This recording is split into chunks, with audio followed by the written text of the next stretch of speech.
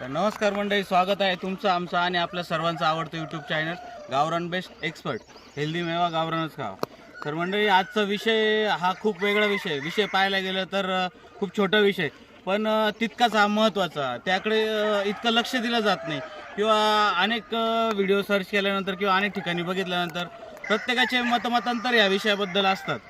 तर हा विषय आहे मित्रांनो, आपला 2 दिवसापूर्वी आपला एक UPचा एक कस्टमर आहे, त्यांचा फोन आला होता. तर ते सांगत होते की सर, माझ्या शेडमध्ये, म्हणजे ते पण मुक्त संचार पद्धतीनेच करतात, तर तिथे कुत्रं घुसलं आणि कुत्रं घुसल्यानंतर साधारण 27 पक्षी त्या कुत्र्याने मारले. तर विषय तुमचा लक्षात आलाच असेल. तर हा विषय आहे कंपाऊंडचा. कंपाऊंड म्हणजे काय, आता ह्या नावातच सगळे बघा. कंपाऊंड म्हणजे काय, संरक्षण. हे संरक्षण झालं पाहिजे. ही गोष्ट आपल्या फार्मचं, आपल्या पक्ष्याचं ही संरक्षण करते. तर या गोष्टीबद्दल थोडंसं आपण बोलूयात. तर माझ्या मते ह्या गोष्टीमध्ये हे आपली सगळीकडे आपण जुगाडू पद्धत करतो, सगळीकडे आपण पैसा वाचवण्याचा प्रयत्न करतो, पण ही जी गोष्ट आहे ना मित्रांनो, ही तितकीच भक्कम असणं गरजेचं आहे.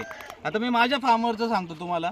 एक साधारण मी काय केलं, कुठल्याही प्रकारचं म्हणजे साधं कंपाऊंड न करता कंपाऊंड थोडंसं व्यवस्थित केलं आहे. तर त्यासाठी आपण ही चेनलिन वापरली, म्हणजे ही जाळी वापरली. साधारण 2चा गाळा याचा, आणि त्याला हा 1.25चा अँगल टाकलेला आहे आपण. आता हा अँगल टाकताना आपण साधारण 14 फुटावरती अँगल टाकला आहे. डिस्टन्स थोडं वाढून घेतलेलं आहे. आणि ही जी वरती तार टाकली आणि खाली एक तार टाकली. तर ह्या तारीचं असं काम आहे मित्रांनो. आता ह्या तारीपासून आहे ना, साधारण आपला कुत्रा जर घुसायचा प्रयत्न केला तर कुत्रा याच्यातून अजिबात घुसू शकत नाही. तर याला जोडी आता बऱ्याच ठिकाणी मुंगसाचा त्रास असतो. तर त्याच्यासाठी आपण काय करणार की साधारण तुम्ही करताना काय करा, मी ॲक्च्युली केलेलं नाही ही गोष्ट. तर तुम्ही करताना काय करा, एक साधारण 1 फूट खाली ही जाळी गेली पाहिजे आणि तिला साधारण आपण 2 फुटापर्यंत कोंबड जाळी मारू शकतो. तर ह्यामुळे काय होईल, ते मुंगूस आणि सरपटणारा प्राणी म्हणजे साप असेल किंवा काय असेल, याच्यापासून आपलं संरक्षण होतं. तर आता याच्यामध्ये पण मतमतांतर कसे, आता बरेच जण काय म्हणतात की हेचा आपण साध्या पद्धतीने करू शकतो. तर साधी पद्धत म्हणजे काय, तर काही काही जण याला फिशनेट वापरतात किंवा ती प्लॅस्टिकची जाळी वापरतात. तर प्लॅस्टिकची जाळी निश्चितच मित्रांनो ही स्वस्त मिळते, पण कालांतराने आता ही आपण बाहेरच्या साईडला करतो, याला ऊन वारा पाऊस ह्या गोष्टींपासून ह्या गोष्टींमध्ये ती ओपन राहणार आहे. तर उन्हामुळे प्लॅस्टिक हे खराब होतं. साधारण वर्षभरामध्ये ती जाळी कुजते. कुजल्यानंतर तिच्यातून कुत्रं सहजमध्ये येऊ शकतं किंवा ते खराब होऊ शकते. मग तो खर्च तुमचा वेस्टेज जातो. तर माझं हे म्हणणं राहील की करताना अशी करा, भले तुम्ही याच्याऐवजी 2चा गाळा मी वापरला, त्याच्याऐवजी तुम्ही 3चा वापरा, 2.5चा वापरा. अँगल तुम्ही थोडे लांब टाकू शकता. या गोष्टीमध्ये आपण पैसे वाचू शकतो, पण इथे करताना ही तितकंच भक्कम असणं गरजेचं आहे. त्यानंतर साधारण हाईट किती पाहिजे या कंपाऊंडची, तर मी असं ना, मी 6 फूट हाईट केलेली आहे, पण मी 1 फूट खाली घातलं नव्हतं, त्यामुळे माझी आता 6 फूट हाईट मिळते. पण तुम्ही करताना 7 फुटाचं करा. 7 फुटाचं करताना 1 फूट जाळी खाली जाईल, वरती तुम्हाला 6 फूट मिळेल.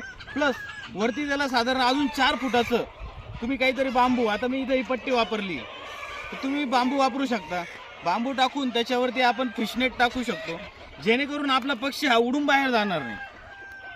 त्यानंतर येतं मित्रांनो बघा, आता हे झालं खालचं आपण संरक्षण करू शकतो की आपला पक्षी मुक्त संचार आपण करतो, आपला पक्षी दिवसभर बाहेर असतो आणि प्रत्येक वेळेस तुम्हाला तिथं लक्ष देणं गरजेचं असतं. पण आपण सपोज आता मी ह्या कोपऱ्यात आहे, माझा पक्षी आहे त्या कोपऱ्यात, तर तिथे काय करणार.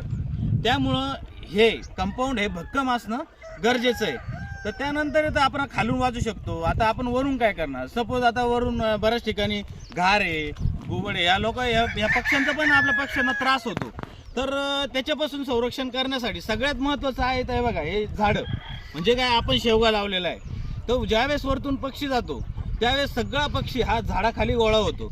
झाडाखाली त्याला म्हणजे सुरक्षित वाटतं आणि वरून येणाऱ्या पक्षाला पण तो अडथळा निर्माण होतो. म्हणजे तो एक प्रकारचा आपण त्यांना वाचवू शकतो. म्हणजे झाडं, आणि जर झाडं शक्य नाही, आता तुम्ही नाही लावू शकत, नाही पॉसिबल, त्यावेळेस आपण वरतून बर्ड नेट येते, बर्ड नेट टाकणं तितकंच गरजेचं आहे. किंवा त्या म्हणजे चमकतात त्या पट्ट्या येतात, त्या पट्ट्या आपण लावू शकतो. त्याने डिस्ट्रॅक्शन होऊन पक्षी तुमचा खालपर्यंत पोचणार नाही. तर असं हा कंपाऊंडचा विषय आहे. कंपाऊंडचा विषय हा खूप तुम्ही गांभीर्याने घेणं हे तितकंच गरजेचं आहे. त्याकडे म्हणजे याच्यात तुम्ही पैसा वाचू नका वाचू. जर मोठ्या प्रमाणात करणार असाल, समजा आता माझा पक्षी आहे 1000 पक्षी आणि मी जवळ 1 एकरमध्ये कंपाऊंड केलंय, तर एवढं मोठं कंपाऊंड न करता आता आपलं समजा फायनान्शियल कंडिशन नाही आहे तशी, तर आपण साधारण 3-4 गुंठ्यांसाठीच ते कंपाऊंड करा, पण भक्कम करा. भविष्यात ते पुढे तुम्ही वाढवा. तर अशा दृष्टीने कंपाऊंडचा हा विषय आहे. तर नक्कीच तुम्हाला ही माहिती आवडली असेल किंवा काही अजून कुठल्या वेगळ्या पद्धतीचं कंपाऊंड तुम्ही करत असाल आणि ते सक्सेसफुल असेल तर नक्कीच मला कमेंटमध्ये सांगा. आणि असेच आमच्याबरोबर कनेक्ट राहा. तुर्तचं थांबू मंडळी. धन्यवाद.